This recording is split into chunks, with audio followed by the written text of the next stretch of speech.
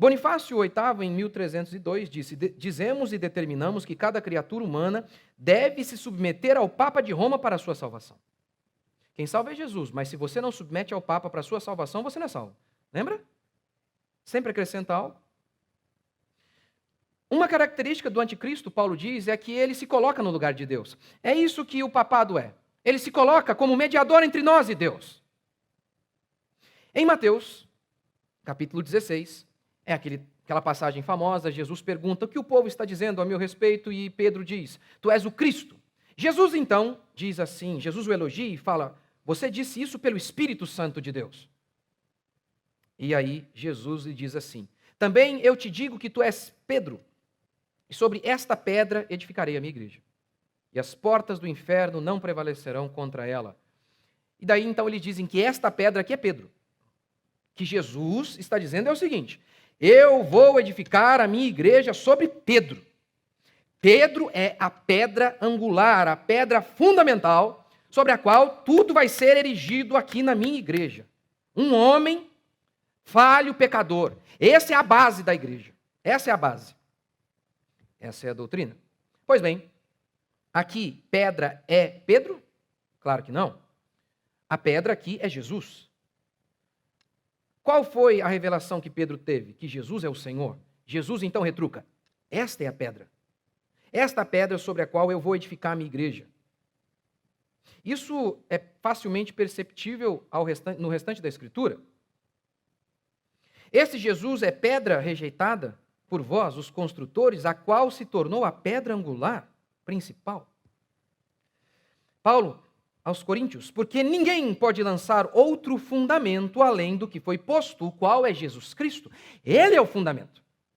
É sobre ele que a nossa fé está edificada. Em primeiro lugar, então, a própria Bíblia nos mostra isso. É Jesus, sobre ele que nós edificamos a nossa vida.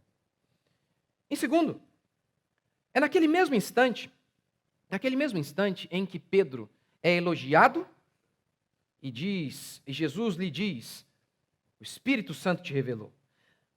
No mesmo evento, Pedro fala um absurdo inspirado pelo capeta e Jesus o repreende dizendo: arreda de ti, Satanás, sai daqui, capeta. Imagine construir as nossas vidas, a nossa fé e a nossa esperança em um homem falho, que negou Jesus, que naquele mesmo instante foi inspirado pelo diabo. Mas isso foi antes de Pentecoste. Depois, lá em Gálatas, Paulo repreende Pedro, face a face, porque ele havia se tornado repreensível. Por quê? Porque eles estavam negando a verdade do Evangelho. E aí, algo interessante, porque se fosse para alguém ser o Papa dos gentios, seria Paulo. Primeiro, porque ele escreveu quase todo o Novo Testamento. Segundo, que ele que repreende Pedro. Terceiro, quando eles se reúnem, Pedro e Paulo acabam dividindo as suas missões, e Pedro fica com Jerusalém e Paulo para os gentios, que somos nós. Se era para ter algum papa sobre nós, deveria ser Paulo. Mas eles não aceitaram isso de maneira alguma. Tanto é que Paulo diz assim: quem é Apolo? Paulo é o apóstolo. Quem é Paulo? Quem somos nós?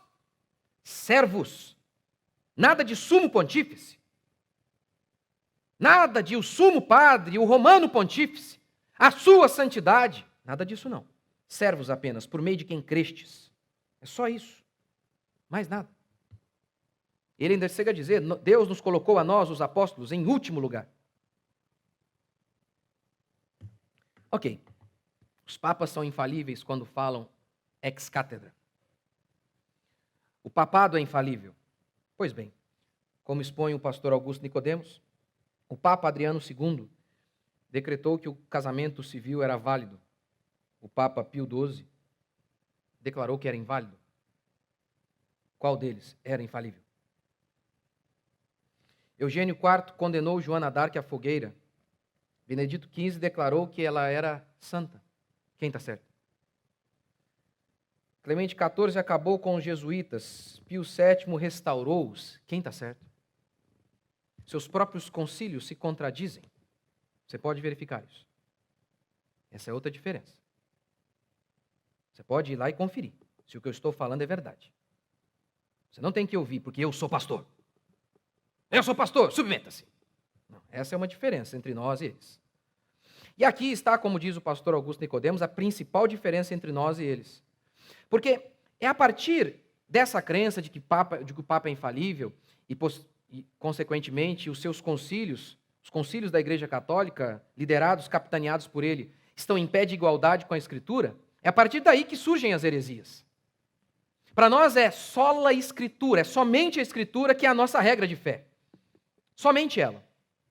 Por quê? Ora, porque o próprio Cristo chamou o Antigo Testamento de Palavra de Deus e transmitiu diretamente a seus apóstolos o Novo Testamento.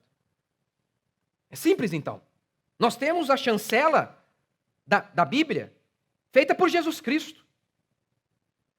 Algo que tem o testemunho de Cristo me parece ser muito mais confiável.